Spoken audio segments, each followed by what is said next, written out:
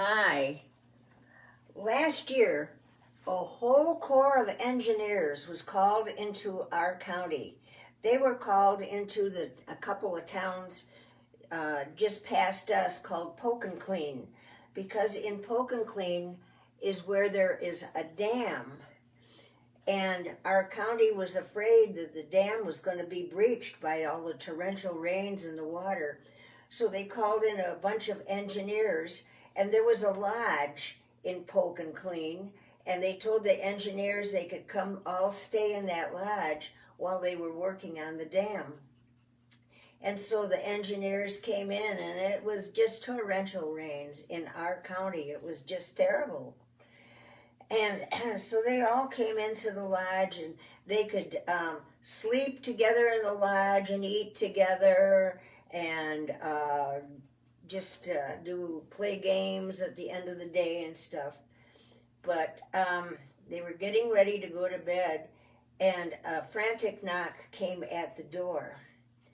And the knocking was by a man, and his little girl was missing. She was 4 years old, missing in the rain, and he was frantic. He didn't know where to look for her, where to find her, and he thought maybe all these guys would help.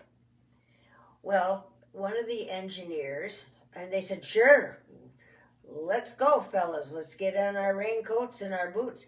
Well, one of these engineers was a wimpy little guy named Melvin. And Melvin didn't really count for much with these other guys. He wasn't big and tough and boisterous. He was a quiet little man, and but he was part of the engineers. And so he also got on his boots and his raincoat, and they were going to go out through the woods and follow down the bayou.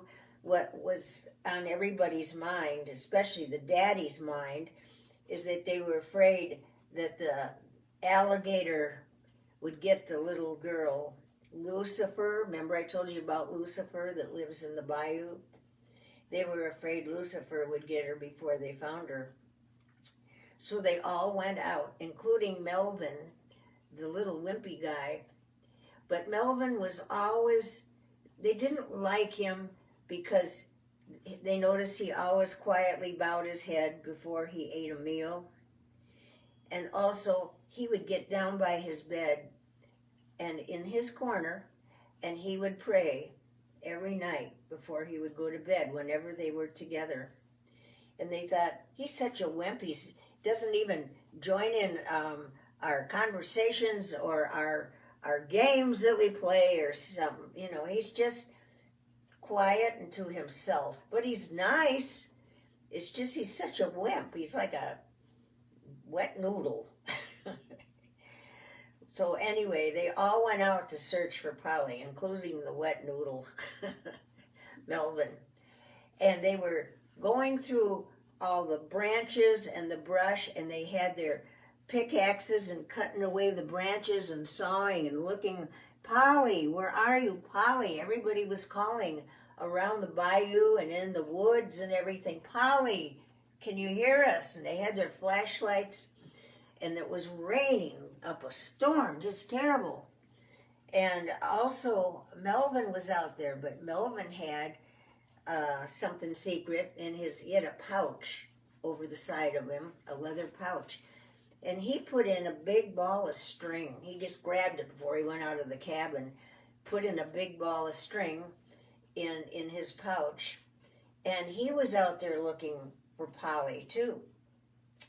And so he was calling, "Polly, Polly, where are you?" And they thought, he's not even valuable looking for somebody. Nobody can even hear him, and he's off by himself doing other things. And well, what he was doing, he was wrapping string around trees and stuff and making a line.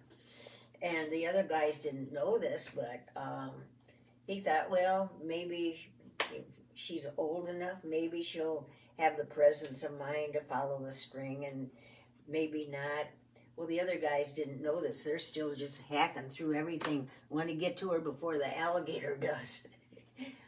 So finally, it was getting toward dawn, and the daddy was out there looking desperately too, and the mommy.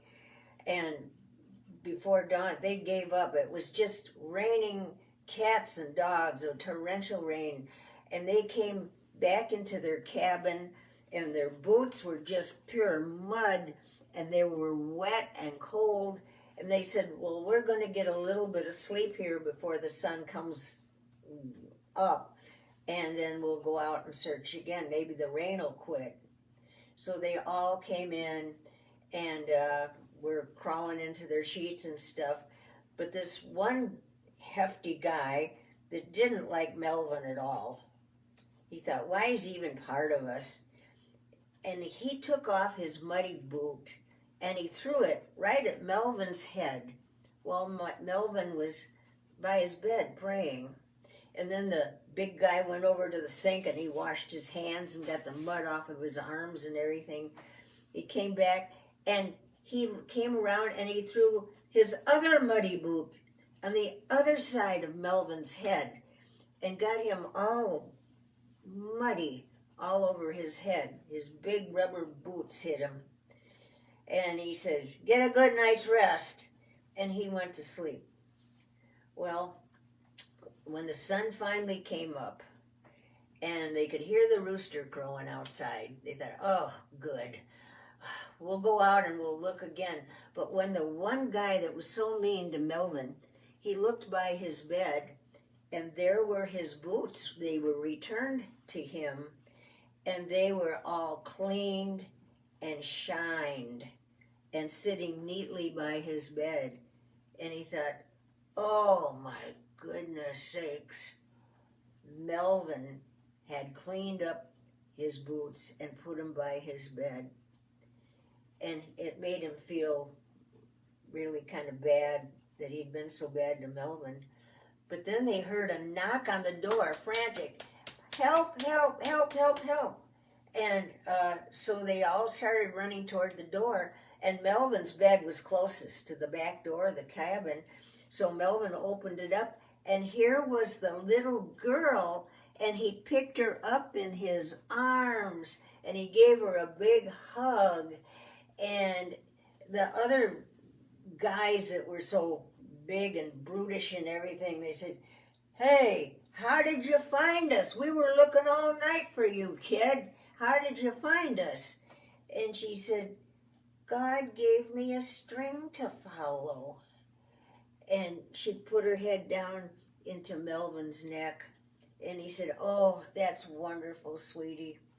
And here Melvin had been praying for her all night that she would find that string. And she said, God gave me a string to follow. Well, that just made the other guys' hearts just melt. You know, the Bible says, blessed are the meek, for they shall inherit the earth. And it takes a lot of strength sometimes to be meek. Being meek doesn't mean you're a wimp. It's just you're under control, God's control. And that's what Melvin was. Well, people, all the rest of the guys in the cabin had a lot of respect for Melvin after that. And he became part of the group. But they were very cautious and careful to realize that God has a say in their lives too. And so that's what it is to be meek, is being under control. It doesn't mean you're weak. It's strength it takes to be meek. And that's the end of the story. See you another time. Blessed are the meek, for they shall inherit the earth.